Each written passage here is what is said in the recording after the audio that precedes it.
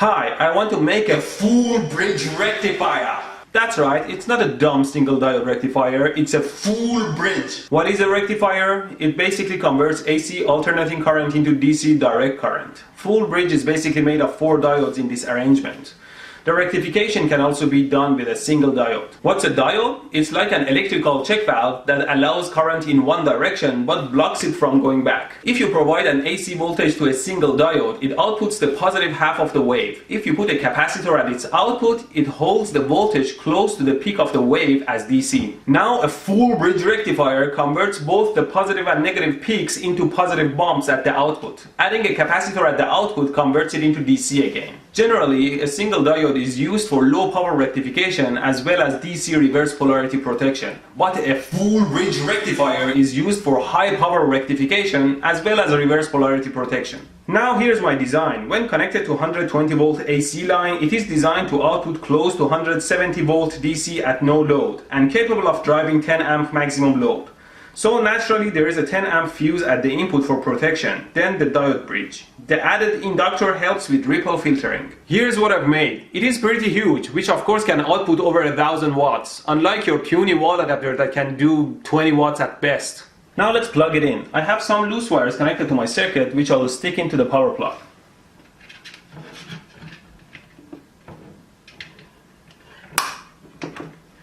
As you can clearly see, I have no regards for safety. Don't be like that. See, this electricity is not going to jump at you because it doesn't have high enough voltage to jump. The only way you would get hurt is by touching live wire. So insulate your circuit properly, wear safety gloves, and don't touch with your bare hands.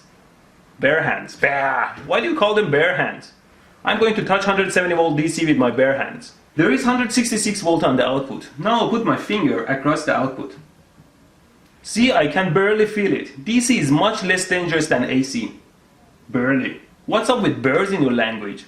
I feel so barely today. Brr. Bridge rectifiers are widely used in AC to DC converters. As far as I know, all your wall adapters contain one of these circuits. Now I will measure some waveforms. I connected the probe to my output lines, connected my circuit to this power bar, and now I will turn the power bar on. My fuse just blew up. Something I realized the hard way is that the ground of the probe is actually shorted to the earth of the power plug through the scope. So what happens is that when I connect the ground to the negative output of the bridge, it shorts the live wire to earth every negative cycle of the AC. And that's why we have fuses, to avoid exciting wires. Now I'm using this tape called Kapton tape to insulate the earth of the power cord. I have the same setup again, and with the probe connected, I turn the power bar on. We are safe now. As you can see on the scope, the output voltage is around 170 volts. Now I like to use my 100 ohm resistor and connect it to the output to see how the waveform changes.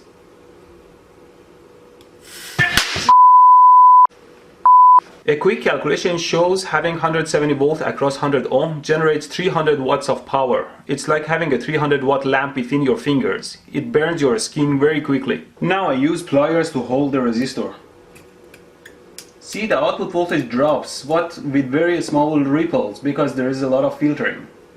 Wow, I was holding that. I let it cool down for a while and the ceramic core takes a long time to cool down, and now you can see that the resistor is made of resistive wires wound around the ceramic core. Anywho, this power supply will eventually feed my high power Tesla coil driver circuit. Oh, remember, in such circuits, although unplugged, the capacitors hold charge for a long period of time, so always discharge them with some resistor.